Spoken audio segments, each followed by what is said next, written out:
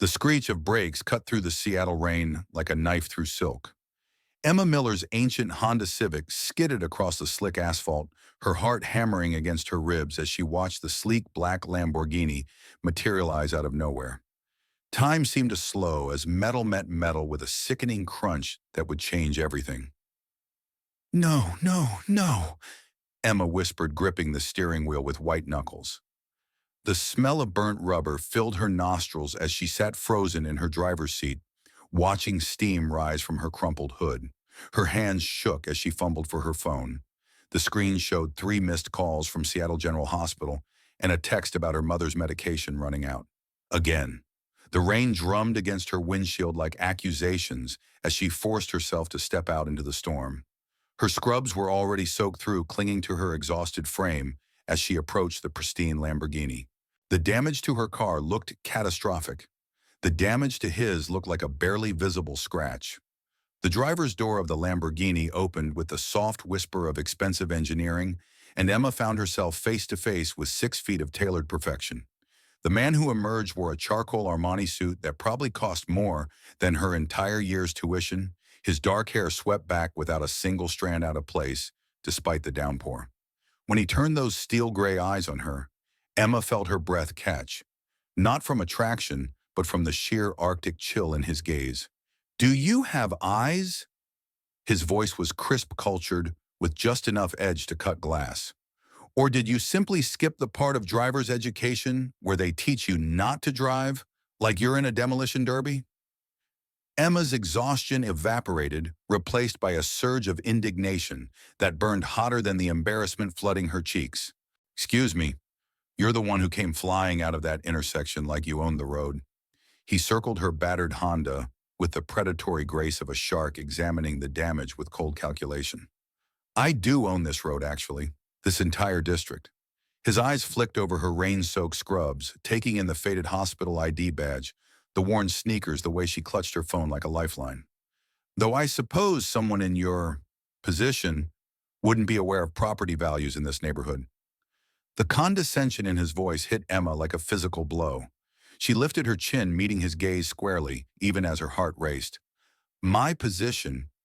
You mean someone who actually works for a living instead of having everything handed to them on a silver platter?" Something flickered in those gray eyes. Surprise, perhaps, that she dared to push back. "I work harder than you could possibly imagine, Miss Miller. Emma Miller." She crossed her arms, ignoring the way the rain made her shiver. "And I'm sure your work of counting Daddy's money is absolutely exhausting." A muscle twitched in his jaw. "James Williams. And for your information, I've been in surgery for 14 hours straight before you decided to redecorate my car." Emma's eyes widened slightly. James Williams. Even she, buried as she was in textbooks and part-time jobs, had heard that name. Williams Medical Group, the billion-dollar healthcare empire that owned half the hospitals on the West Coast, including the one where she'd just finished a brutal night shift cleaning bedpans and fetching coffee for residents who barely acknowledged her existence. "You're a doctor?" she asked, unable to keep the skepticism from her voice. "CEO of Williams Medical Group, though I maintain my surgical license." His tone suggested he was explaining something to a particularly slow child. "Not that I need to justify my credentials to someone who clearly can't handle basic traffic laws." The irony was so sharp, it could have drawn blood. Here she was working 3 jobs to pay for medical school, dreaming of the day she could actually help people instead of just cleaning up after those who did, and she literally crashed into the heir to the medical empire she desperately wanted to join. "Look," Emma said, pushing her soaked hair back from her face. "I know I don't have insurance that'll cover your car. I can barely afford insurance that covers mine, but I'll find a way to pay for the damage, okay? Just, please don't make this any harder than it already is." For a moment, something shifted in James's expression. The Arctic mask slipped just enough for her to glimpse something underneath. Fatigue, maybe, or recognition of her desperation. But it was gone so quickly, she might have imagined it. "Don't worry about the car," he said quietly, then seemed to catch himself. His voice hardened again. "I'm sure your insurance will handle it. They always do." "I just told you I can't. That's not my problem." He pulled out his phone, presumably to call his insurance company, then paused. "You said you work at the hospital. Seattle General. Night shift. Emma wasn't sure why she was still talking to him when every instinct screamed at her to get away from this arrogant, beautiful disaster of a man. Doing what? Whatever needs doing. Orderly, basically. I'm in medical school. She lifted her chin with a pride she didn't entirely feel. Third year. James studied her for a long moment, and Emma felt stripped bare under that penetrating gaze. Medical school, he repeated. Where? University of Washington. GPA. The question was so unexpected, so clinical, that Emma answered before she could stop herself. 3.9. MCAT. 528. Something flickered across his features again. Impressive. The word sounded like it had been dragged out of him against his will. Emma's phone buzzed with another call from the hospital, and her stomach dropped when she saw the number. Not the hospital, the nursing home where her mother lived. At nearly midnight, that could only mean bad news. I have to take this, she said, already turning away. Emma, honey, it's Nancy from Sunset Manor. Your mom's asking for you again. She's having another episode. Emma closed her eyes, feeling the weight of the world settle on her shoulders. How bad? She doesn't remember where she is. Keeps asking for your father. The doctor wants to increase her medication, but it's not covered, I know. Emma's voice came out barely above a whisper. I'll be there as soon as I can. She hung up and turned back to find James watching her with an unreadable expression. The rain had plastered his perfect hair to his forehead, making him look almost human. Family emergency, he asked. My mother. Early onset Alzheimer's. Emma wasn't sure why she was telling him this. Maybe because she was too tired to pretend anymore. Too worn down by the endless cycle of work and worry to maintain her defenses. She's only 55. James was quiet for a long moment. When he spoke, his voice had lost some of its edge. I'm sorry. The unexpected kindness in those two words nearly undid her. Emma blinked hard, refusing to cry in front of this stranger who represented everything she couldn't have. I should go, she said, turning toward her battered car. Your car won't make it 2 blocks, James observed. Emma looked at her Honda, steam still rising from the crumpled hood, the passenger headlight hanging by a wire. He was right, but she didn't have any other choice. I'll call a cab. In this weather, at midnight, you'll be waiting for hours? Osharam. She started to protest, but James was already walking back to his Lamborghini. For a moment, she thought he was simply going to drive away, leaving her stranded in the rain with her broken car and her broken life. Instead, he stopped at the passenger door and looked back at her. Get in. I'll drive you. Emma stared at him. What? You heard me. Unless you prefer standing in the rain all night? Every rational part of her brain screamed that this was a terrible idea. Getting into a car with a stranger, a rich, arrogant stranger who clearly thought she was beneath him. But her mother was asking for her, and pride was a luxury she couldn't afford. Why? She asked. James's jaw tightened almost imperceptibly. Because it's the right thing to do? The interior of the Lamborghini was like stepping into another world. All leather and chrome and technology that probably cost more than most people's houses. Emma settled into the passenger seat, acutely aware of her wet scrubs against the pristine upholstery. Address? James asked, his fingers moving over the navigation system with practiced ease. Sunset Manor on Pine Street. But first, Emma's voice caught. I need to stop at home to get her medication. James glanced at her. Where's home? Capitol Hill, the apartment building with the broken sign. She tried for a self-deprecating smile. You probably don't know the neighborhood. I know it. His tone was neutral, giving nothing away. They drove in silence through the rain-slicked streets, the Lamborghini's engine purring like a contented cat. Emma found herself stealing glances at James's profile. The sharp line of his jaw, the way his hands gripped the steering wheel with surgeon's precision. He was beautiful in the way marble statues were beautiful, perfect, cold, untouchable. Why medicine? The question escaped before she could stop it. James was quiet for so long, she thought he wasn't going to answer. Finally, he said, why does anyone choose medicine? To help people. How noble. His tone was sardonic, but something in his eyes suggested the cynicism was hard-won. And why medicine for you? Emma thought about her father who died of a heart attack when she was 16 because they couldn't afford the surgery that might have saved him. About her mother whose brilliant mind was being stolen piece by piece while Emma watched helplessly from the sidelines. About all the nights she'd spent in hospital corridors, invisible and powerless, dreaming of the day she'd be the one in the white coat instead of the one emptying the trash cans. Because someone has to care about the people everyone else forgets, she said quietly. James shot her a sharp look, and for a moment the mask slipped entirely. She saw exhaustion there and something that might have been pain. Turn left here, Emma directed, pointing toward her building. The apartment complex was a study in urban decay. Peeling paint, broken windows covered with cardboard, a neon sign missing half its letters. Emma felt heat rise in her cheeks as James pulled up to the curb, the Lamborghini looking as out of place as a diamond in a garbage dump. I'll just be a minute, she said, already reaching for the door handle. Emma. Her name on his lips stopped her cold. The accident. My insurance will cover both cars. She turned to look at him, searching his face for some sign of mockery or pity. Instead, she found something that might have been understanding. Thank you, she whispered. Don't thank me yet. You haven't seen my rates. It took her a moment to realize he was almost smiling. Almost. Emma's apartment was on the fourth floor of a building that seemed held together by hope and stubbornness. The elevator had been broken for 3 months, so she took the stairs 2 at a time, her wet sneakers squeaking against the worn linoleum. Her heart was still pounding from more than just the climb when she reached her door. The apartment was exactly what James would expect from someone who worked 3 jobs to pay for medical school. Sparse, clean, and smaller than most people's closets. But it was home, and Emma had made it warm with secondhand furniture and photos of her parents from happier times.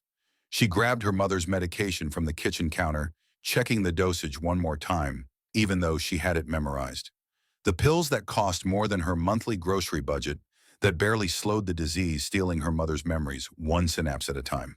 When she returned to the car, James was staring up at her building with an unreadable expression. Ready? He asked as she settled back into the passenger seat. Ready. Sure, de Cornum.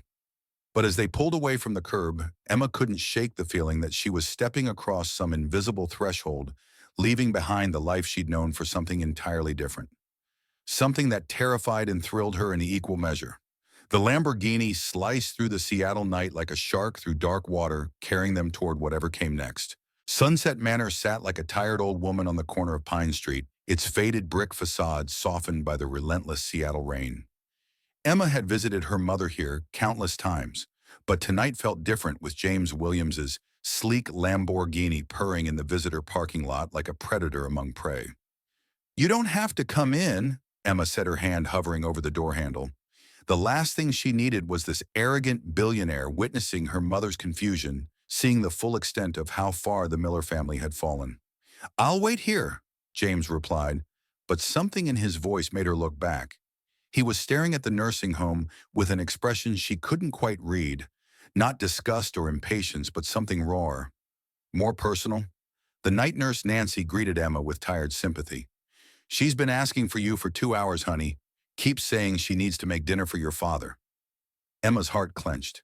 Her father had been dead for 8 years. Room 237 was softly lit, the television playing an old romantic movie at low volume. Margaret Miller sat by the window in her favorite lavender robe, her once brilliant green eyes now clouded with confusion.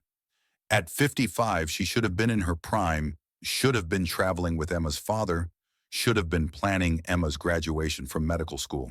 Instead, she was trapped in a mind that betrayed her a little more each day. Mom. Emma approached carefully, the way she'd learned to do during these episodes.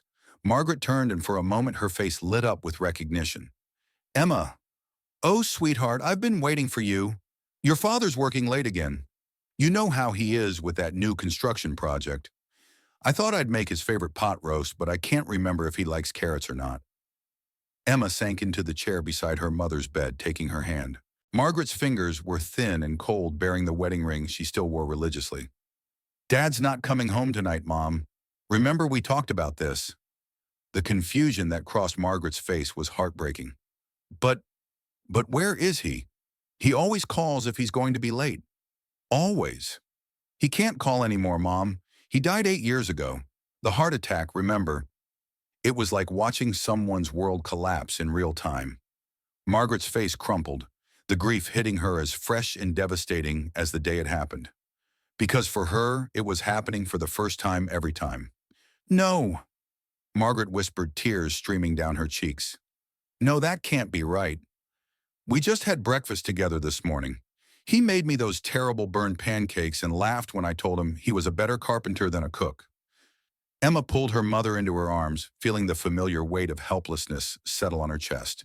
This was why she worked herself to exhaustion, why she pushed through medical school on 3 hours of sleep and determination. Someone had to find answers. Someone had to care enough to fight diseases that stole not just lives, but memories, identities, the very essence of who people were. They sat together until Margaret dozed off, her breathing finally peaceful. Emma adjusted the blanket around her mother's shoulders and checked the medication schedule with Nancy before making her way back to the parking lot.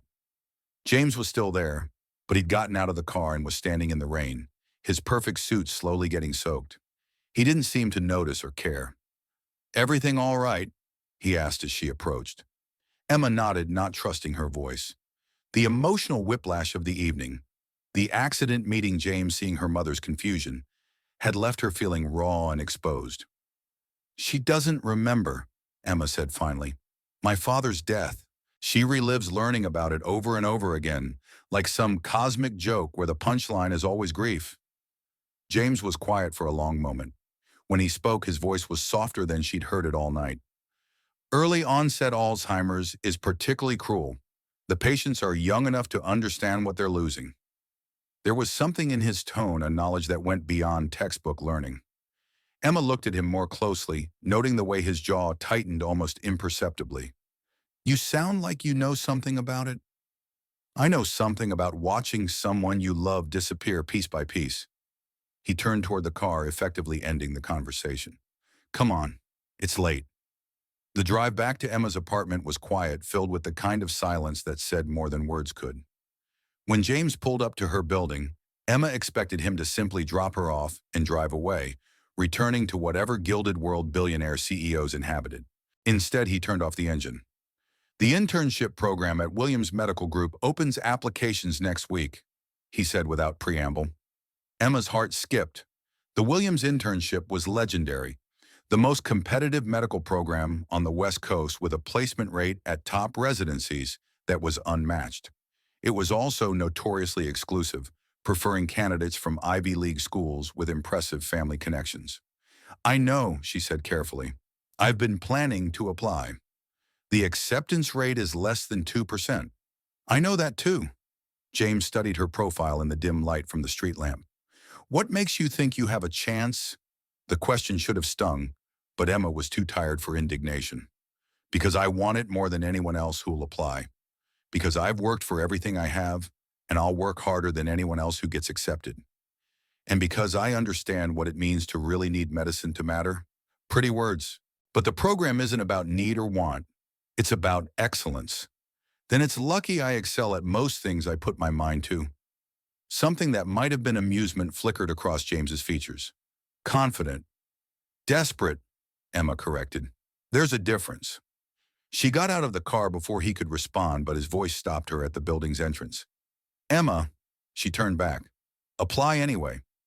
It wasn't encouragement exactly, but it wasn't discouragement either.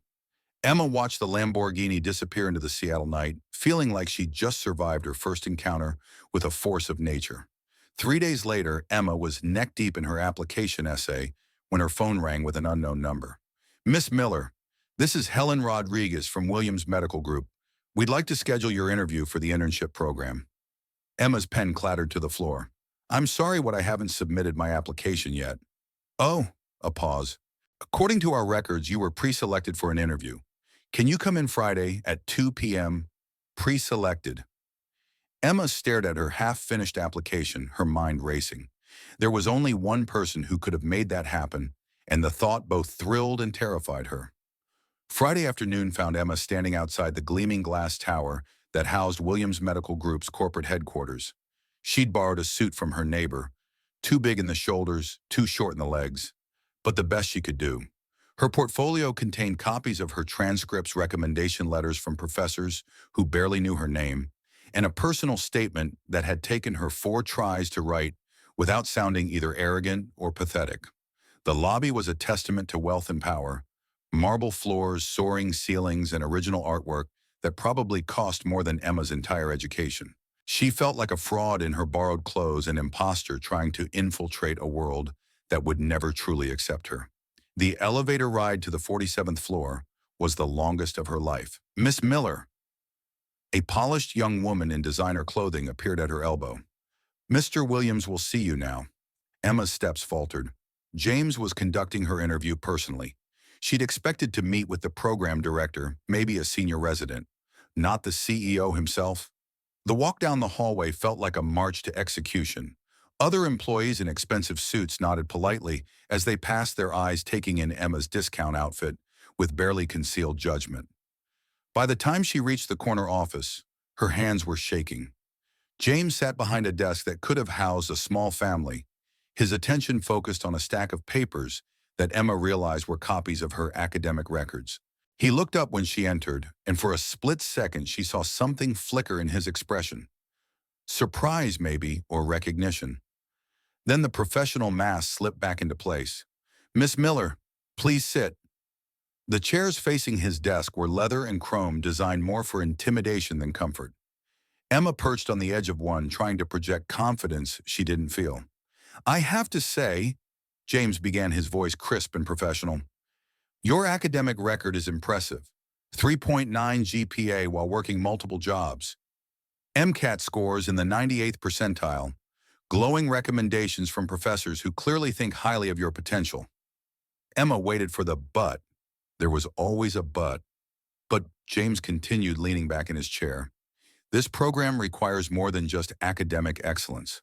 We need candidates who can handle pressure, who can make life and death decisions without falling apart, who can work 18-hour days and still maintain the highest standards of patient care. I've been working 18-hour days since I was 16, Emma replied quietly. The only difference is that instead of saving lives, I've been serving coffee and emptying bedpans. But I've never fallen apart, and I've never compromised my standards. Serving coffee is hardly the same as performing emergency surgery. No, Emma agreed.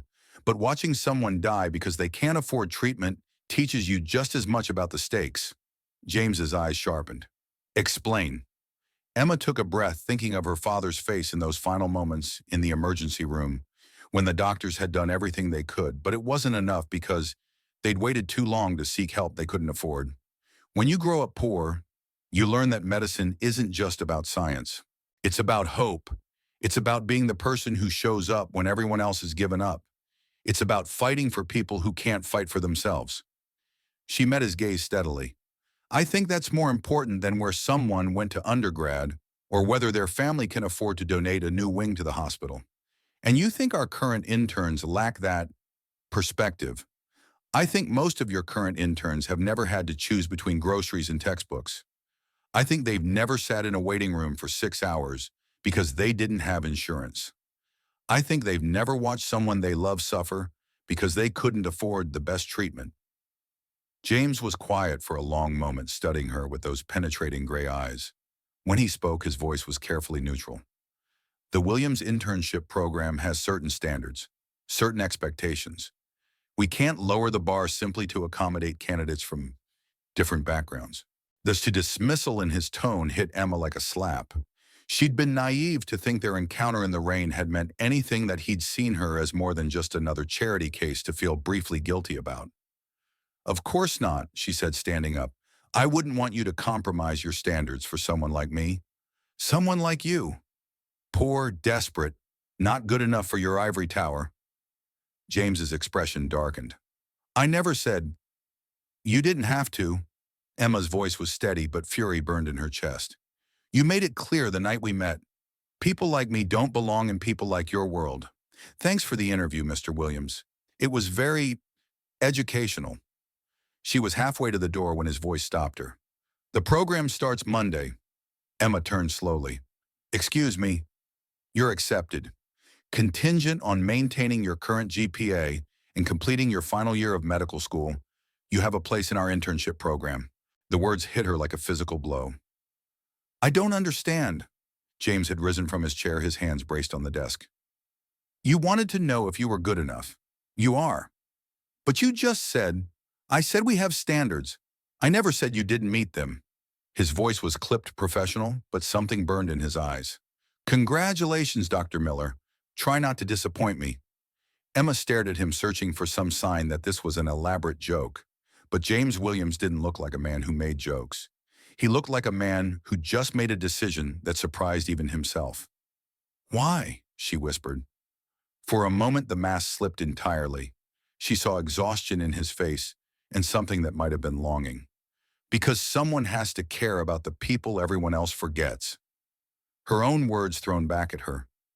Emma felt her world tilt on its axis. I won't disappoint you, she said quietly. See that you don't. The program starts at 6 a.m. sharp. Don't be late. Emma walked out of Williams' medical group in a daze, her acceptance letter clutched in her trembling hands. She'd gotten everything she'd dreamed of, but something about James's expression in those final moments left her with more questions than answers. What she didn't know was that James sat in his office long after she left, staring at her application file and wondering what the hell he'd just done. The smart thing would have been to reject her application, to maintain the careful distance between his world and hers. Instead, he just invited chaos into his perfectly ordered life. And for the first time in years, he found himself looking forward to Monday morning. Monday morning arrived with the subtle cruelty of a Seattle winter dawn, gray cold and unforgiving. Emma stood outside Williams Medical Center at 5:45 a.m., clutching a travel mug of gas station coffee and trying to convince herself that she belonged here.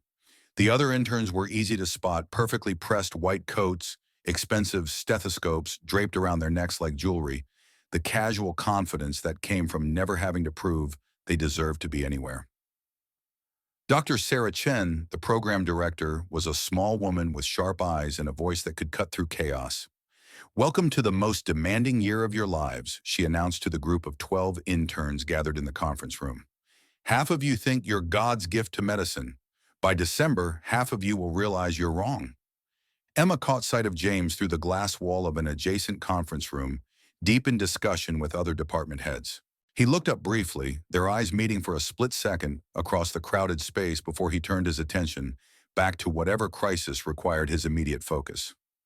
Miller, you're with cardiothoracic, Dr. Chen announced, consulting her clipboard. Dr. Reeves will be your attending. Emma's heart sank. Dr. Marcus Reeves was a legend. Brilliant, demanding, and notoriously intolerant of mistakes. The other interns shot her looks that ranged from pity to relief that they'd been spared.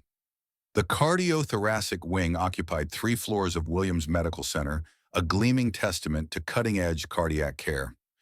Emma found Dr. Reeves in OR 7 already scrubbed in for what looked like a complex valve replacement. Through the observation window, she watched his hands move with the precision of a master craftsman, every motion economical and purposeful. Dr. Miller, I presume. The voice behind her belonged to Dr. Jennifer Hayes, the chief resident. She was tall, blonde, and possessed the kind of effortless beauty that made Emma feel like she was perpetually wearing someone else's clothes. Dr. Reeves wants to see you in his office after surgery. Fair warning, he's not known for his patience with interns who can't keep up. The dismissal in her tone was subtle but unmistakable. Emma had encountered women like Dr. Hayes before, the ones who'd climbed their way to the top and then pulled the ladder up behind them, viewing other women as competition rather than allies. Thanks for the heads up, Emma replied evenly. Dr. Reeves's office was a shrine to cardiovascular achievement. Awards, published papers, photos with medical luminaries spanning 3 decades. The man himself was smaller than he appeared in the OR, with graying hair and eyes that missed nothing. Sit, he commanded without looking up from the chart he was reviewing. University of Washington Medical School. Not Harvard, not Johns Hopkins, not even Stanford. Yet somehow you've landed in the most competitive internship program on the West Coast. Emma kept her voice steady. I earned my place here. Did you? Dr. Reeves finally looked at her, his gaze clinical and assessing. 3.9 GPA is impressive for someone working multiple jobs. But this isn't undergraduate biology, Dr. Miller. This is human lives hanging in the balance. There's no curve to grade on when someone's heart stops beating. I understand that, sir. Do you? He leaned back in his chair. Because from where I sit, you look like someone who's gotten by on determination and good intentions. In my OR, those things will get you killed. Worse, they'll get your patients killed. The words hit Emma like a physical blow, but she forced herself to meet his gaze. What do I need to do to prove myself? Dr. Reeves smiled, but there was no warmth in it. Everything. Perfectly. Starting now. The next 2 weeks were a masterclass in exhaustion. Emma arrived at the hospital before dawn and left well after midnight, catching cat naps in supply closets and living on vending machine coffee and whatever she could grab from the cafeteria. Dr. Reeves seemed determined to break her, assigning her to the most demanding cases, the most difficult patients, the longest surgeries. She held retractors for 8-hour procedures until her arms cramped, memorized medication dosages until she could recite them in her sleep, and studied surgical techniques until the pages blurred together. The other interns regarded her with a mixture of pity and suspicion. Pity for the workload Dr. Reeves had assigned her, suspicion about how she'd gotten into the program in the first place. I heard she's sleeping with someone in administration. Emma overheard Dr. Hayes telling another resident in the lounge. It's the only explanation for why Reeves is paying her so much attention. Emma pretended not to hear, focusing on the cardiac catheterization textbook in her lap. She learned long ago that defending herself against gossip only made it stronger. Better to let her work speak for itself. It was during her 3rd week that everything changed. Emma was reviewing patient files in the cardiac ICU when the alarm started screaming. Room 314, Mr. Patterson, a 62-year-old construction worker who'd had emergency bypass surgery 3 days earlier. She rushed to his bedside to find him in full cardiac arrest, his wife screaming in the corner, while a nurse fumbled with the crash cart. "Where's Dr. Hayes?" Emma shouted over the chaos.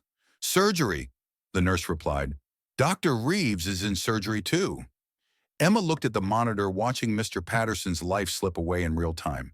She'd been in this situation dozens of times during her rotations, but always as an observer, never as the person responsible for making the decisions.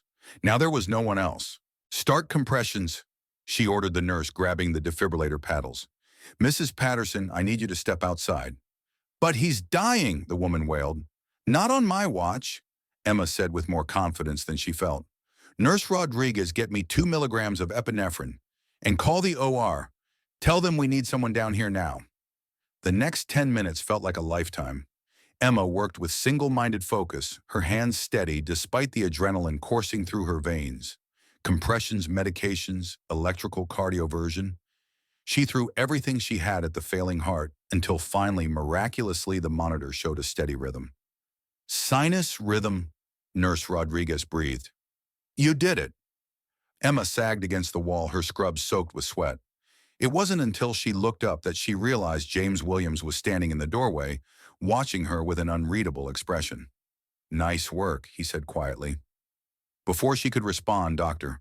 Reeves burst through the doors, his surgical mask hanging around his neck. "What happened? I got word that Patterson arrested." "Dr. Miller brought him back," Nurse Rodriguez said before Emma could speak. "He was down for almost 8 minutes. She never gave up." Dr. Reeves looked at Emma with something that might have been respect. "Talk me through it." Emma recounted the resuscitation step by step, aware that James was still listening from the doorway. When she finished, Dr. Reeves nodded slowly. "Textbook response. Good instincts." He paused. "Maybe there's hope for you after all, Miller." It was the closest thing to praise she'd heard from him since starting the program. Emma felt a flush of pride, followed immediately by exhaustion. She'd been running on adrenaline and determination for weeks, and the crash was inevitable. "Dr. Miller," James's voice cut through her thoughts. "A word." They walked in silence to an empty conference room, James closing the door behind them. In the harsh, fluorescent light, Emma became acutely aware of how she must look. Hair escaping from her ponytail, mascara smudged under her eyes, scrubs wrinkled from the long day. "When's the last time you went home?" James asked. Emma had to think about it. "Tuesday, Wednesday, maybe." "It's Friday." The concern in his voice surprised her. She'd gotten used to thinking of him as the distant CEO, the untouchable billionaire who existed in a different stratosphere. But standing close enough to see the faint lines around his eyes, the way his hair was slightly mussed from a long day, he seemed almost human. "I'm fine," she said automatically. "You're exhausted. When's the last time you ate a real meal?" "I ate." She couldn't remember what, but she was fairly certain she'd consumed something that resembled food in the past 24 hours. James studied her for a moment, then made a decision that seemed to surprise even him. "Come on." "Where?" "To get dinner. Real dinner, not whatever cardboard they're serving in the cafeteria." Emma stared at him. "I can't. I have patient notes to review, and Dr. Reeves wants a presentation on valve replacements for Monday morning, and the notes will wait. The presentation will wait." James's voice brooked no argument. "You just saved a man's life. The least you deserve is a decent meal." Before Emma could protest further, he was guiding her toward the elevator, his hand warm against the small of her back.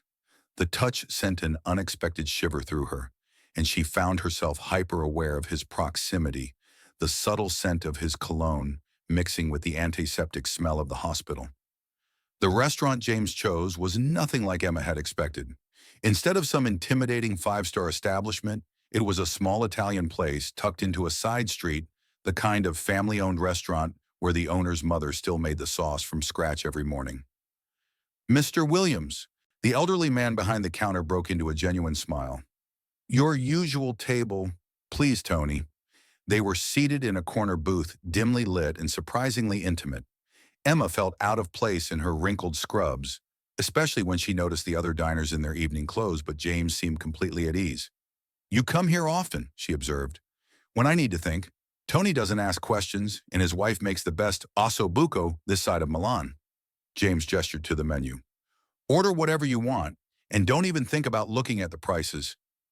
Emma realized she was starving. The adrenaline from the resuscitation had worn off, leaving her lightheaded and shaky.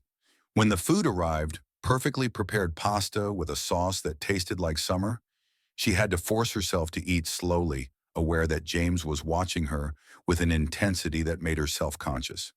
"Why did you really give me the internship?" she asked between bites. James was quiet for so long she thought he wasn't going to answer. Finally he said, "Because you reminded me why I became a doctor in the first place." "And why was that?" "Same reason as you. To help people who couldn't help themselves." He traced the rim of his wine glass with one finger. "My father died when I was 15. Massive heart attack in his office. By the time the paramedics arrived, it was too late." Emma felt her breath catch. "I'm sorry." He'd been having chest pain for weeks, but he kept putting off seeing a doctor. Said he was too busy, that it was probably just stress. James's voice was carefully controlled. If he'd gotten treatment earlier, if someone had pushed him to take his symptoms seriously, you'd have saved him. Maybe, probably not, but I had to try. He looked up, meeting her eyes. "The night we met, when you talked about caring for people everyone else forgets. That's what I used to believe. Before I got caught up in board meetings and profit margins and maintaining the family legacy." Emma felt something shift between them, a recognition that went deeper than attraction or professional respect. They were both driven by loss, both trying to fill a void that could never quite be filled. "Is that why you work 18-hour days?" she asked softly. "Partly. Also because if I stop moving, I might have to face the fact that I've turned into everything I used to despise." He smiled ruefully. "Ironic, isn't it? I built an empire trying to honor my father's memory, and somewhere along the way, I became the kind of person he would have hated." "I don't think that's true. You don't know me well enough to make that judgment. I know you bought dinner for an exhausted intern who probably smells like antiseptic and stress. I know you gave someone like me a chance when you could have chosen any Ivy League golden boy. I know you still practice medicine even though you could make more money playing golf." James was quiet, studying her face in the candlelight. When he spoke, his voice was rougher than usual. "You're dangerous, Emma Miller." "How so?" "Because you make me want to be the man I used to think I could become." The words hung between them, loaded with possibility and complications. Emma felt her heart racing, not from medical emergency this time, but from something far more personal and infinitely more terrifying. "James." She began, not sure what she wanted to say. I know, he signaled for the check. This is complicated. You work for me indirectly. There are rules, expectations, professional boundaries that exist for good reasons. Emma nodded, trying to ignore the disappointment that settled in her chest like a stone. Of course there were rules. Men like James Williams didn't get involved with women like her. The fairy tale she'd been imagining for the past hour was just that. A fantasy born of exhaustion and proximity and the adrenaline high of saving a life. But as they walked back to the hospital parking garage, James caught her hand, stopping her beside her battered Honda. Emma! She turned and suddenly he was closer than she'd expected. Close enough that she could see gold flecks in his gray eyes, close enough to feel the warmth radiating from his body in the cool Seattle evening. What we just talked about being the people we used to think we could become, maybe that's something we could figure out together. Before she could respond, before she could think of all the reasons why this was a terrible idea, James leaned down and kissed her. It was soft at first, tentative, as if he was giving her a chance to pull away. When she didn't, when she found herself rising on her toes to meet him, halfway the kiss deepened into something that made her forget where they were, forget everything except the feel of his lips against hers, and the way her heart seemed to stop and restart all at once. When they finally broke apart, Emma felt dizzy, her world tilted off its axis for the second time in 3 weeks. This is going to be complicated, she whispered. Probably, James agreed, his thumb tracing the line of her jaw. Are you okay with complicated? Emma thought about everything that had brought her to this moment. The accident in the rain, the impossible internship, the way James looked at her like she was worth something more than the sum of her circumstances. She thought about the careful walls she'd built around her heart walls, designed to protect her from exactly this kind of vulnerability. I'm okay with complicated, she said quietly. James smiled, and for the first time since she'd met him, it reached his eyes. Good, because I have a feeling things are about to get very complicated indeed. As Emma drove home through the Seattle night, she couldn't shake the feeling that she was standing at the edge of a cliff, about to jump into something that would either destroy her or transform her completely. The smart thing would be to step back to maintain the professional distance that would keep her heart safe and her career on track. But Emma Miller had never been particularly good at doing the smart thing, and as she touched her lips still tingling from James's kiss, she found she didn't want to start now. What she didn't know was that 3 floors above the parking garage, James was standing at his office window, watching her taillights disappear into the night and wondering what he just set in motion. For a man who controlled billion-dollar mergers and life-or-death medical decisions, the idea of falling for his intern felt like the most dangerous gamble he'd ever taken. And yet, for the first time in years, he was looking forward to tomorrow. 3 weeks after their first kiss, Emma thought she understood happiness.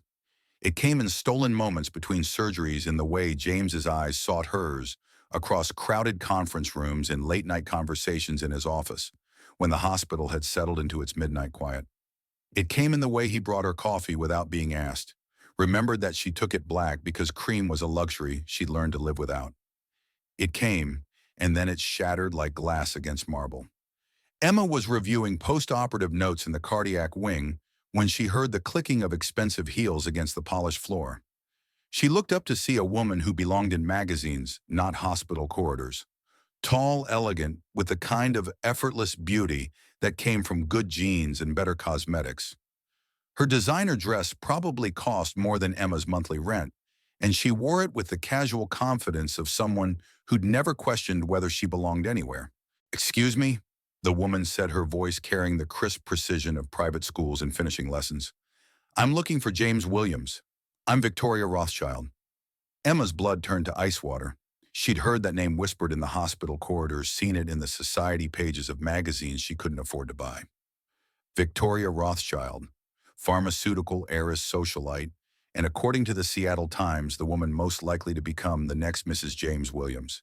He's in surgery, Emma managed, hating how small her voice sounded. Or 3. He should be done in about an hour. Victoria's smile was perfect, practiced, and sharp enough to cut. And you are? Dr. Miller, Emma Miller. I'm an intern in the cardiac program. Oh, how wonderful. Victoria's enthusiasm felt genuine, which somehow made it worse. James mentioned he was mentoring some of the newer residents. It must be such an incredible opportunity to work so closely with him. Mentoring. Emma felt something crumble inside her chest. Was that what James had told people, that their late-night conversations, their careful touches when no one was looking, their kiss in the parking garage? Was all of that just mentoring? Yes, Emma said carefully. He's been very educational. Victoria laughed to sound like silver bells. I'm sure he has. James has always been passionate about developing young talent. It's one of the things I admire most about him. The possessive undertone in Victoria's voice was subtle but unmistakable. Emma had heard it before, in the voices of women who considered themselves entitled to whatever they wanted, including the men who caught their fancy. Are you a doctor as well? Emma asked, though she was fairly certain she knew the answer. Oh, heavens, no. I'm not nearly smart enough for all that. Victoria's self-deprecation was as polished as everything else about her. I work in pharmaceutical development for my family's company. We've been collaborating with Williams Medical Group on some exciting new cardiac medications. Of course they had. Emma should have seen this coming. The beautiful heiress whose family moved in the same rarefied circles as the Williams dynasty, whose presence in James's life made perfect sense in a way that Emma's never could. Victoria.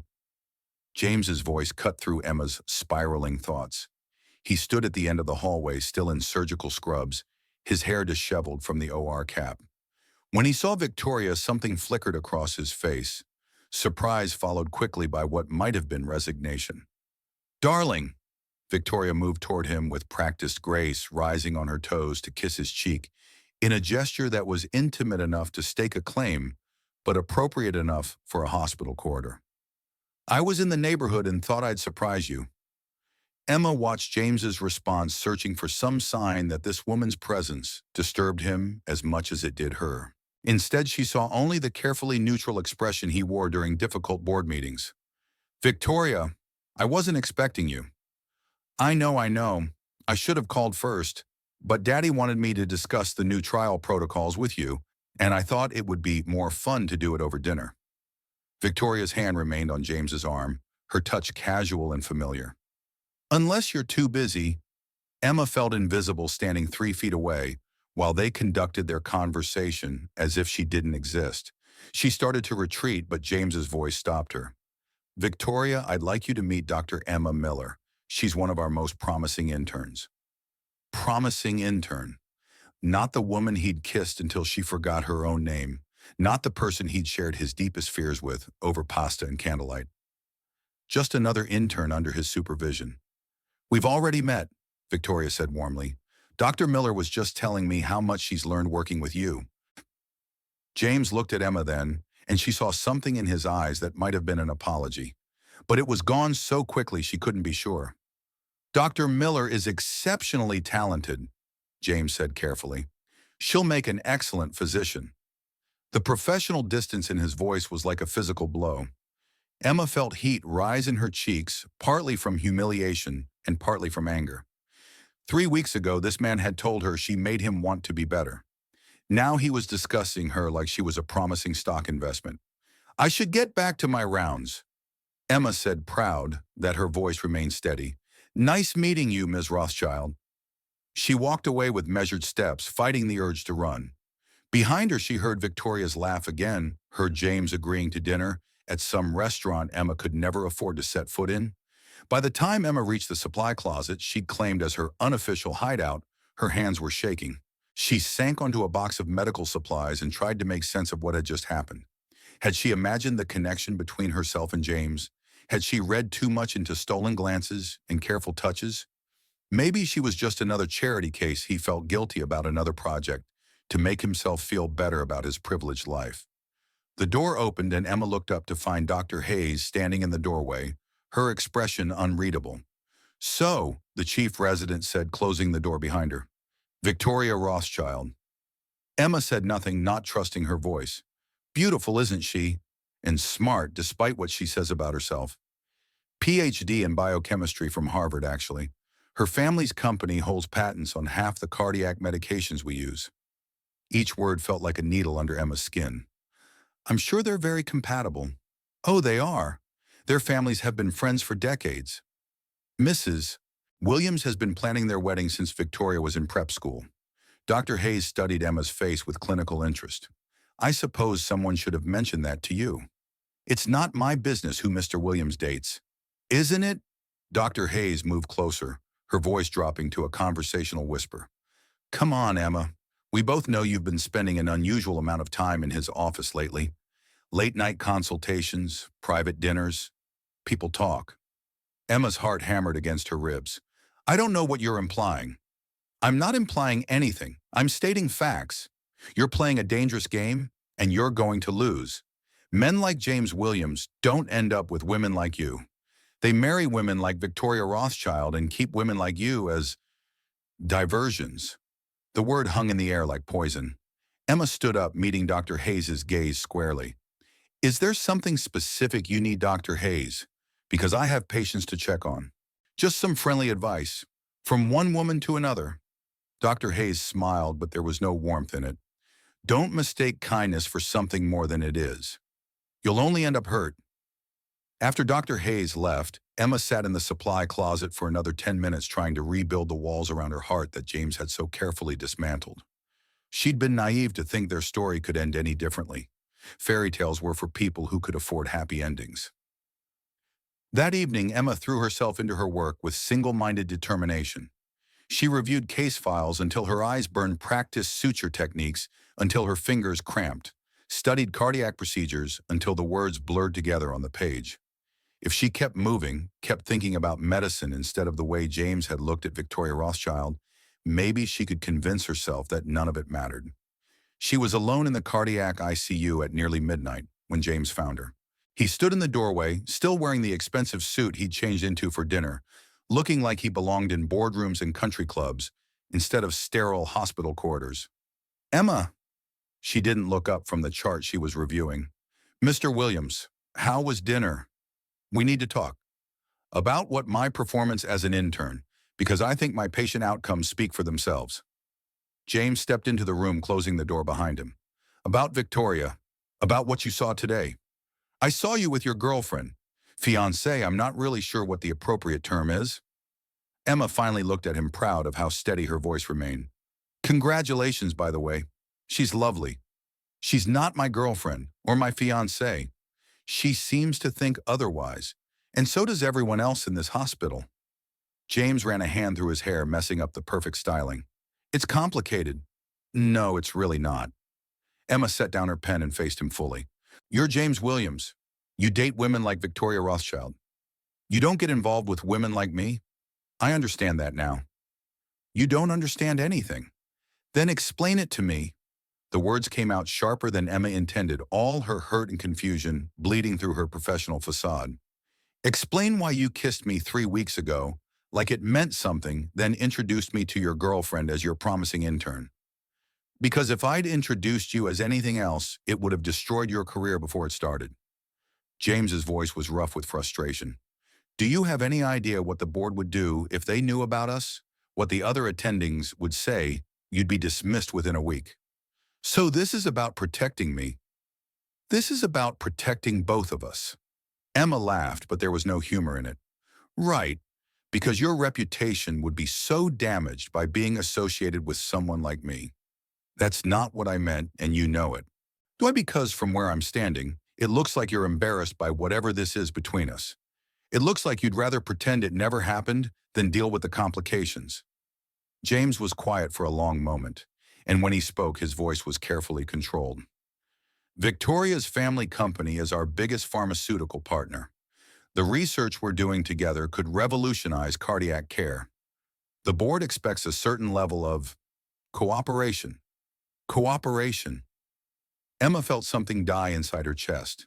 Is that what you call it? Emma, please. You're making this harder than it needs to be. I'm making this harder. Emma stood up so quickly, her chair rolled backward. I'm not the one who's been living a double life. I'm not the one who's been lying about what this is. I never lied to you. You never told me the truth either. Did you really think I wouldn't find out about Victoria? Did you think I was too stupid or too naive to realize that men like you don't end up with women like me? James flinched as if she'd slapped him. Don't say that. Why not? It's true, isn't it? This whole thing, the internship, the dinners, the late-night conversations, it was all just you feeling guilty about your privileged life. I was your charity project. That's not true, isn't it? Emma's voice cracked, all her carefully maintained composure finally breaking. Because that's exactly what it feels like. Like you wanted to feel better about yourself, so you threw some scraps to the poor girl and convinced yourself you were being noble. James stepped toward her, his hand reaching out as if to touch her face, but Emma stepped back. Don't. Her voice was barely a whisper. Please don't make this any harder than it already is. Emma, listen to me. What I feel for you, stop. She held up a hand, not trusting herself to hear whatever he was about to say. Just stop. This was a mistake. I see that now. We both got caught up in something that was never real. You know that's not true. Emma looked at him, really looked at him, memorizing the sharp line of his jaw, the way his hair fell across his forehead, the expression in his gray eyes that she'd foolishly thought was love. In another life, maybe they could have made it work. In another life, maybe the girl from Capitol Hill could have ended up with the billionaire CEO. But this wasn't a fairy tale, and she wasn't Cinderella. I'll finish out my internship, she said quietly. I'll do excellent work because that's what I came here to do. But whatever this was between us, it's over. Emma, I mean it, James. Don't make this any more humiliating than it already is. She walked past him toward the door, pausing only when he spoke her name one more time. I never meant to hurt you. Emma didn't turn around. I know. That almost makes it worse. She left him standing in the cardiac ICU, surrounded by the steady beeping of heart monitors and the antiseptic smell of disinfectant. As she walked down the empty corridor, Emma tried to convince herself that she was doing the right thing, that walking away now would save them both from greater pain down the road. But as the elevator doors closed between them, she couldn't shake the feeling that she was making the biggest mistake of her life. What Emma didn't know was that James stood in that ICU for another 20 minutes, staring at the place where she'd been and wondering how he'd managed to destroy the best thing that had happened to him in years. He thought about Victoria waiting for him in her penthouse apartment with wedding magazines and 5-year plans. He thought about his mother's expectations, the board's demands, the careful life he'd built that left no room for complications like Emma Miller. And for the first time since his father's death, James Williams seriously considered walking away from everything he'd worked to build. Because without Emma's laughter in his office, without her fierce determination and gentle heart challenging him to be better, his empire felt like nothing more than an expensive prison. But by the time he reached his car, practicality had reasserted itself. He was James Williams. He had responsibilities, obligations, a legacy to maintain. Emma would finish her internship and move on to a brilliant career somewhere else. Victoria would continue to be the perfect wife for a man in his position, and he would convince himself that letting Emma go was the noble thing to do. It would take him 3 more weeks to realize that nobility was a poor substitute for love. By then it might be too late. The storm was just beginning. 3 weeks passed like a slow-motion disaster. Emma threw herself into her work with the desperate intensity of someone trying to outrun their own heart. She arrived at the hospital before dawn and left after midnight, taking on extra shifts, volunteering for the most challenging cases, studying until her vision blurred. If she stayed busy enough, maybe she could forget the way James's voice had cracked when he'd said her name in the ICU. Maybe she could convince herself that the hollow ache in her chest was just exhaustion.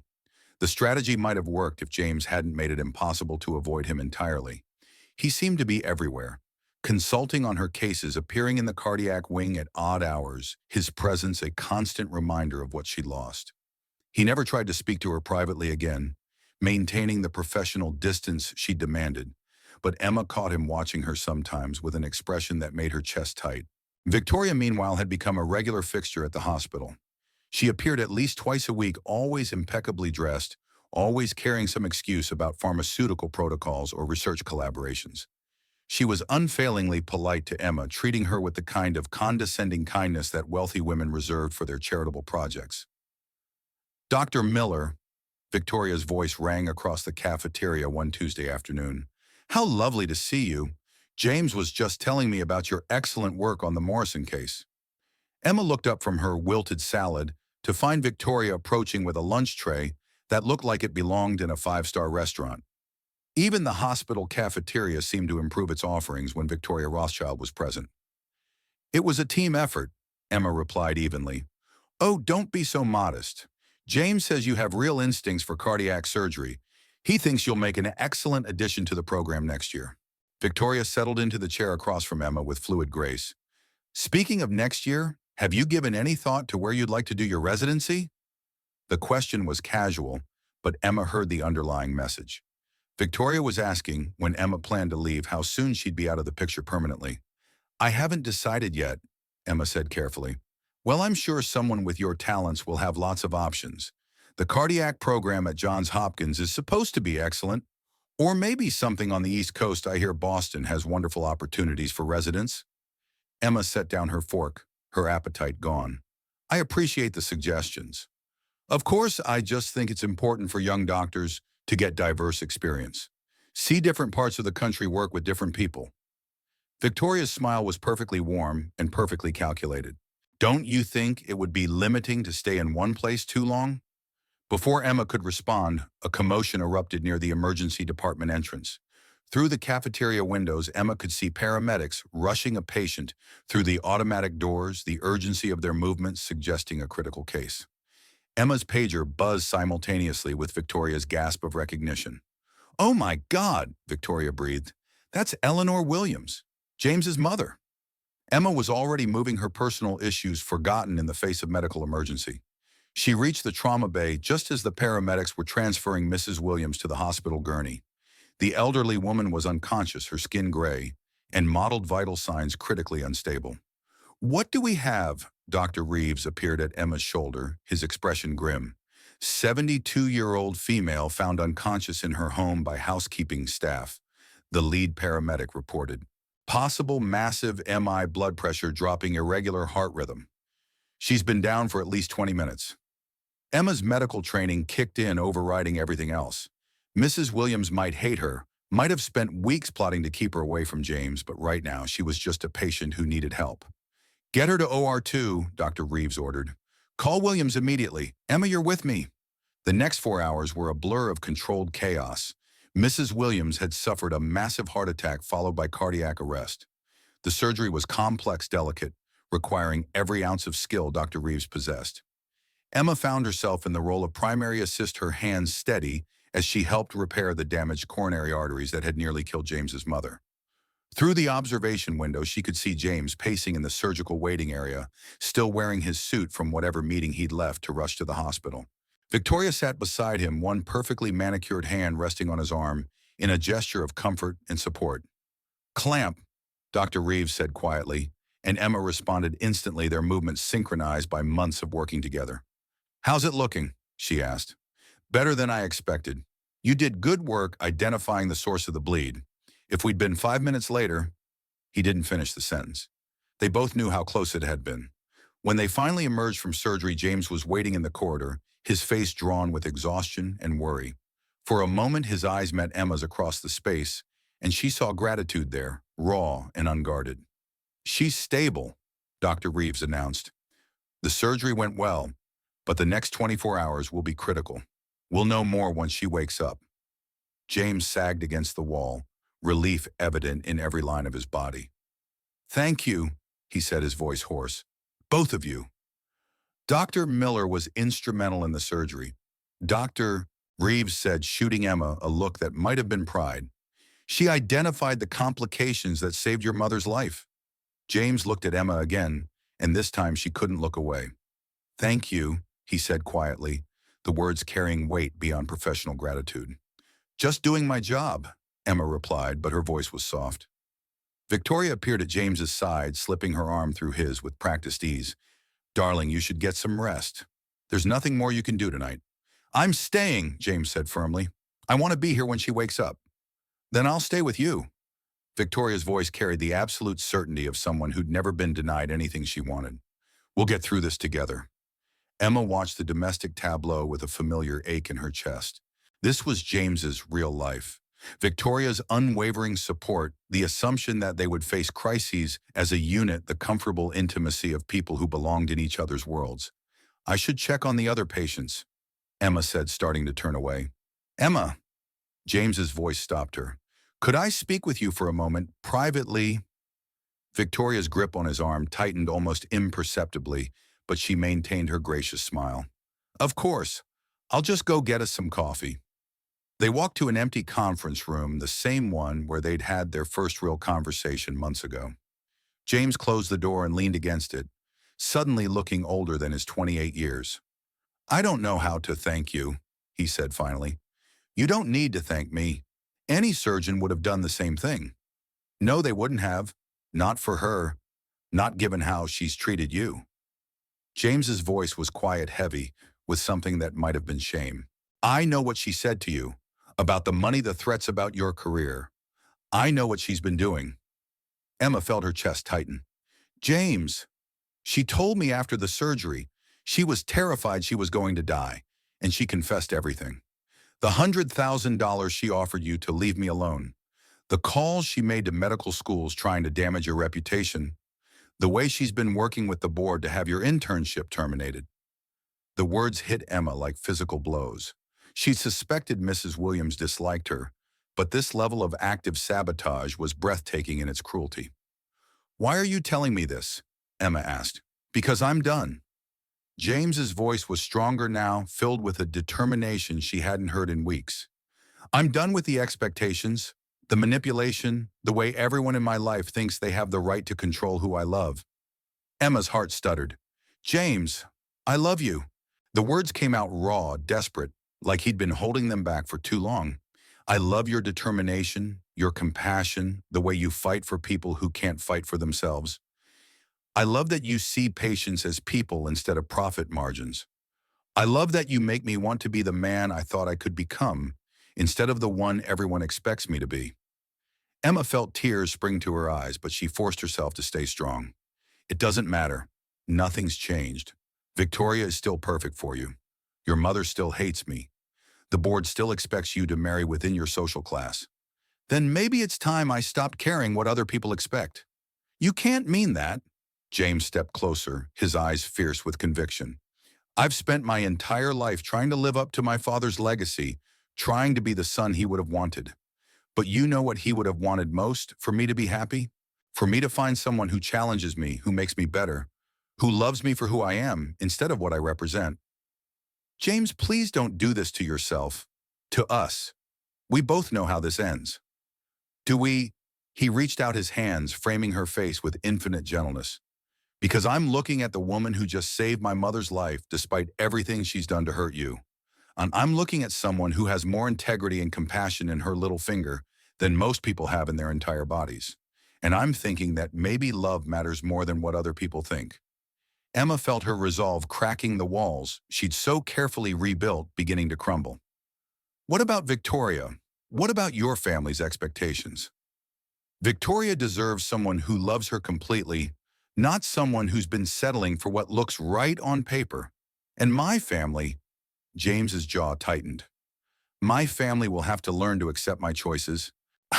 And if they don't, if the board forces you to choose between me and the company? James was quiet for a long moment, and Emma saw the war playing out in his expression. Duty against desire, obligation against love. Then I guess we'll find out what matters more, he said finally. The empire I inherited or the life I choose to build. Before Emma could respond, before she could remind him of all the reasons this was impossible, James kissed her. It was different from their first kiss.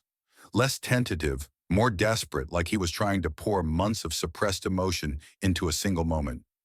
Emma found herself kissing him back, her hands fisting in the lapels of his suit, all her carefully maintained distance dissolving like sugar in rain. When they broke apart, both breathing hard, James rested his forehead against hers. I know I have no right to ask this, he said quietly. I know I've hurt you, that I've let other people's expectations come between us. But if you can forgive me, if you're willing to fight for this with me, I promise I'll never let anyone make you feel like you're not enough again. Emma searched his face, looking for some sign that this was just another moment of weakness he'd regret later. Instead, she saw the man she'd fallen in love with. The one who worked 18-hour days because he couldn't bear to lose another patient, who brought her coffee without being asked, who looked at her like she was the most important person in his world. "I'm scared," she whispered. "So am I. But I'm more scared of losing you than I am of facing whatever comes next." Emma closed her eyes, feeling the last of her resistance crumble. She thought about the months of careful distance, the pain of watching him with Victoria, the way her heart had felt like it was slowly dying without him. She thought about the risks, to her career, to his family's acceptance, to the careful life she'd built around her dreams of becoming a doctor. And then she thought about the way he looked at her, like she was worth fighting for. "Okay," she said softly. "Okay." James's smile was like sunrise after the longest night. "Okay. I love you too." Emma admitted the words, feeling like coming home. "I love you, and I'm tired of pretending I don't. But James, if we do this, if we really try, there's no going back. And once we make this choice, we're all in." "All in," James agreed, sealing the promise with another kiss. What neither of them knew was that Victoria had been standing outside the conference room for the past 5 minutes, her hands clenched around 2 cups of rapidly cooling coffee. She'd heard enough to understand that her carefully laid plans were crumbling, that the man she'd been counting on marrying was choosing love over obligation. As she walked away from the door, Victoria's expression shifted from shock to something harder, more calculating. She'd spent her entire life getting what she wanted, and she wasn't about to let some nobody from Capitol Hill destroy her future. If James Williams thought he could simply walk away from his responsibilities, from the life that had been planned for him since birth, he was about to learn just how wrong he could be. The storm wasn't over. It was about to get much, much worse. 2 days after Eleanor Williams' surgery, Emma thought she'd found her happily ever after. James had made his choice, and for the first time in months, she dared to believe that love might actually be enough. They were careful at the hospital, maintaining professional distance during the day, but the stolen glances and secret smiles felt different now, weighted with promise instead of impossibility. She should have known it was too easy. Emma was reviewing patient charts in the cardiac wing when Dr. Chen appeared at her elbow, her expression unusually grave. "Dr. Miller, I need to see you in my office, immediately." The walk down the corridor felt endless. Emma's mind raced through possibilities. Had she made a mistake with a patient, violated some protocol? But when she entered Dr. Chen's office and saw the assembled group waiting for her blood turned to ice. 3 members of the hospital board sat around the conference table, their faces carved from stone. Victoria Rothschild occupied the chair beside them, her designer dress and perfect makeup incongruous in the sterile hospital setting. And at the head of the table sat Dr. Richard Blackwood, the chief of staff, with a manila folder spread open before him. "Please sit, Dr. Miller," Dr. Chen said quietly. Emma remained standing. "What's this about?" Dr. Blackwood cleared his throat. "We've received some disturbing allegations about your conduct during your internship here, specifically regarding an inappropriate relationship with a member of the hospital administration." Emma felt the floor shift beneath her feet. "I don't understand. Don't you?" Victoria's voice was silk over steel. "It's come to our attention that you've been engaging in an unprofessional relationship with James Williams, that you've been using this relationship to gain advantages in your internship program. That's not true, isn't it?" Dr. Blackwood consulted the folder. "You were pre-selected for this internship program despite not having submitted your application. You've been given preferential treatment in case assignments. You've had private dinners with Mr. Williams, private meetings in his office after hours. Are you denying any of these facts?" Emma's mouth went dry. Everything they'd said was technically true, but stripped of context, it painted a picture of manipulation and professional misconduct that bore no resemblance to reality. "The relationship between Mr. Williams and myself is personal, not professional. It has never affected my work or my patient care. The relationship is also a clear violation of hospital policy regarding fraternization between supervisors and subordinates," one of the board members interjected, "not to mention the ethical concerns regarding preferential treatment." Victoria leaned forward, her expression the perfect picture of concerned compassion. "Emma, I understand this must be difficult, but surely you can see how this looks from the outside. A young woman from a disadvantaged background suddenly given opportunities that other more qualified candidates were denied. It raises questions about how those opportunities were The implication hit Emma like a physical blow. They were suggesting she'd slept her way into the program, that everything she'd achieved was the result of seduction rather than skill. "I earned my place here," Emma said quietly, her voice shaking with suppressed fury. "My GPA, my MCAT scores, my performance reviews. None of that has anything to do with my personal relationship with Mr. Williams." "Perhaps not," Dr. Blackwood conceded, "but the appearance of impropriety is almost as damaging as actual impropriety. The integrity of our internship program depends on the perception that all candidates are treated fairly, which is why we're prepared to offer you a solution," Victoria said smoothly. "A transfer to another program. Johns Hopkins has expressed interest in your application. You could complete your internship there away from any complications." Emma stared at her. "You're trying to get rid of me." "We're trying to protect everyone involved," Dr. Blackwood said, "including you. If this situation continues, it could damage your career permanently." "Medical communities talk, Dr. Miller. Do you really want to be known as the intern who slept her way to the top?" Emma felt the walls closing in around her. Everything she'd worked for, everything she'd dreamed of, was being systematically destroyed by people who saw her as nothing more than an inconvenience to be managed. "And if I refuse to transfer," the silence that followed was answer enough. "Your internship would be terminated," Dr. Chen said quietly, "for violation of professional conduct policies." Emma's hands clenched into fists at her sides. "Does Mr. Williams know about this meeting?" "Mr. Williams recused himself from any decisions regarding your internship," Victoria said, "to avoid any appearance of bias.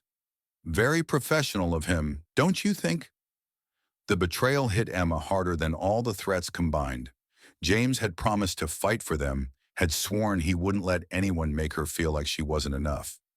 Instead, he'd stepped aside and let them destroy her career without lifting a finger to stop it. "I need time to think," Emma said. "Of course," Dr. Blackwood replied, "but we'll need your decision by the end of the week." Emma walked out of the meeting in a daze, her world crumbling around her for the second time in a month. She made it to the stairwell before the tears came ugly and silent, and full of the kind of rage that had nowhere to go. She was sitting on the concrete steps trying to pull herself together when she heard footsteps above her. James appeared around the corner, taking the steps two at a time until he saw her huddled figure. "Emma, what are you doing here? I've been looking everywhere for." He stopped when he saw her tear-stained face. "What happened?" Emma laughed, but there was no humor in it. "Your girlfriend happened. Your board happened. Your complete inability to stand up for what you claim to believe in happened." James's face went white. "What are you talking about?" "The meeting, James. The one where they offered to transfer me to Johns Hopkins to avoid the appearance of impropriety. The one where they made it very clear that if I don't disappear quietly, my career is over." Emma stood up, wiping her cheeks with the back of her hand. "The one you recused yourself from because it was the professional thing to do." "I recused myself because I thought it would protect you. I thought if I wasn't involved in the decision-making process, they couldn't claim bias." "You thought wrong." Emma's voice was steady, now cold and distant. "You left me to face them alone and they crucified me. Victoria sat there and basically called me a whore while the board nodded along like she was discussing the weather." James's expression darkened. Victoria was there. "Oh yes, your perfect fiancée was very helpful, very concerned about the integrity of the internship program." "She's not my fiancée." "Isn't she? Because from where I'm standing, it looks like you've made your choice, and it's not me." James reached for her, but Emma stepped back. "Emma, please, let me fix this. How are you going to override the board, fire Victoria's family company as a partner? Publicly declare that you're choosing the poor girl from Capitol Hill over everything your family expects from you?" Emma shook her head. "We both know you can't do that. And I can't keep pretending that love is enough when the whole world is determined to tear us apart. Kernum, you're just going to give up transfer to Johns Hopkins and pretend none of this happened?" "I'm going to do what I should have done months ago, except that people like me don't get fairy tale endings with people like you." Emma started up the stairs, but James's voice stopped her. "You're wrong." She turned back, and the expression on his face made her chest tight. "You're wrong about me making my choice. James said quietly. I made it the night I kissed you in the parking garage. I made it when I told you I loved you. And I'm making it again right now. Before Emma could ask what he meant, James was pulling out his phone, dialing a number with sharp, decisive movements. Richard, it's James Williams. I need an emergency board meeting. Tonight, 7 p.m. He paused, listening to the response. I don't care if it's inconvenient. Call everyone in. We need to discuss the future of this hospital, and I have some things to say that can't wait. He hung up and looked at Emma with fierce determination. You want to know what I choose, you'll find out tonight. James, what are you doing? Something I should have done a long time ago. Something my father would have done if he'd been in my position. James stepped closer, his eyes never leaving hers. I'm fighting for what matters. 7 o'clock found Emma standing outside the hospital boardroom, her heart hammering against her ribs. James had insisted she be there despite her protests that watching him sacrifice his career for her would be more than she could bear.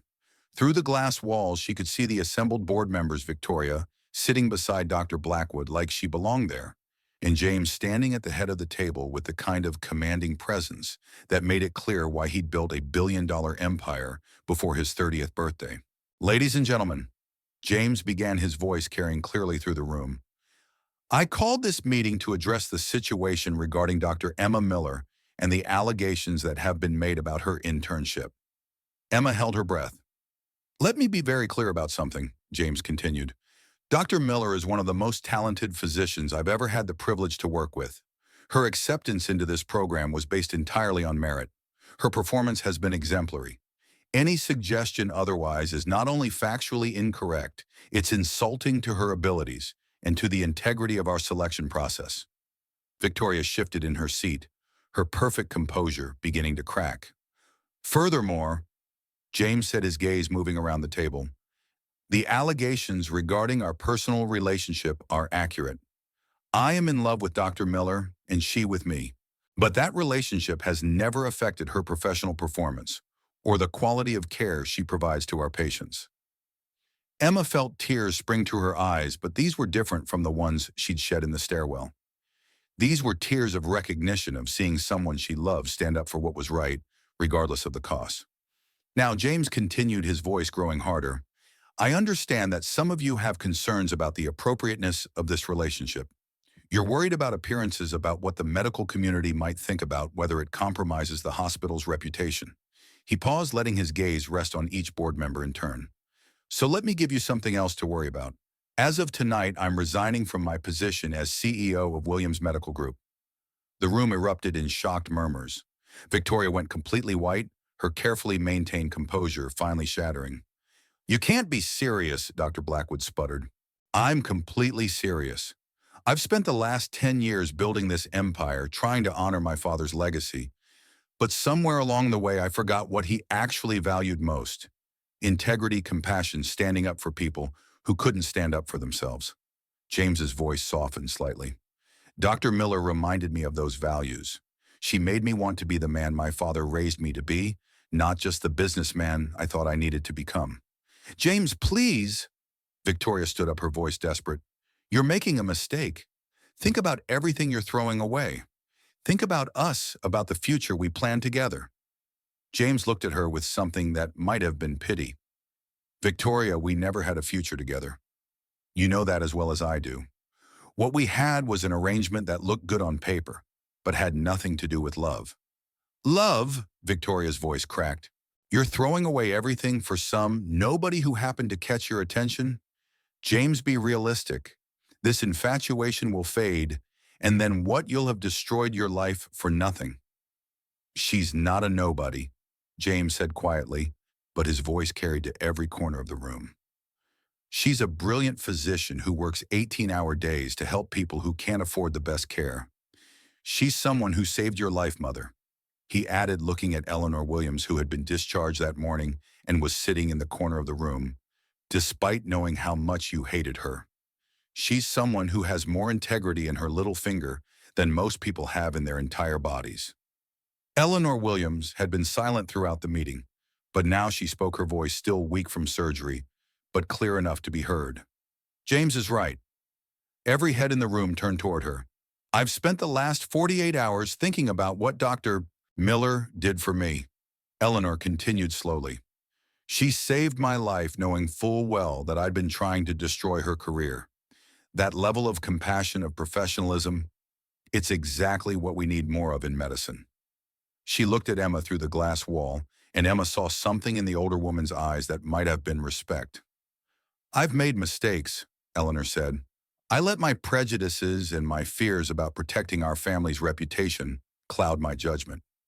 But watching my son these past few months, seeing how happy he's been with Dr. Miller, maybe it's time I stopped trying to control his life and started trusting his choices.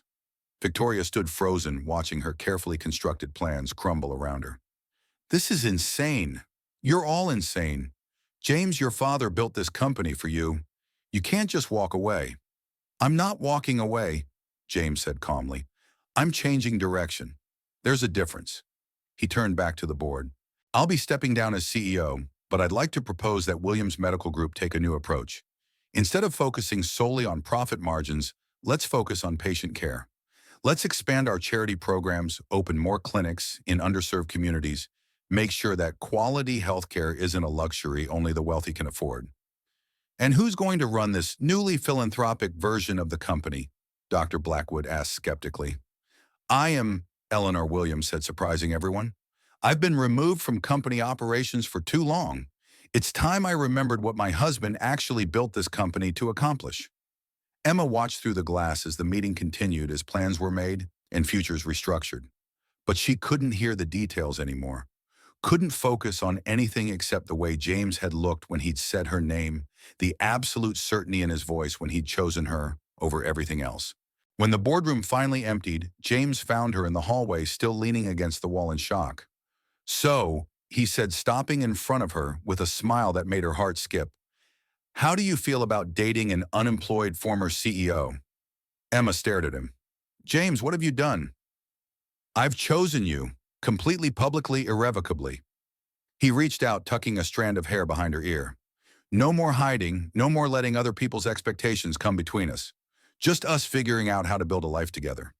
But your company, your family's legacy, will be fine under my mother's leadership. Better than fine, actually.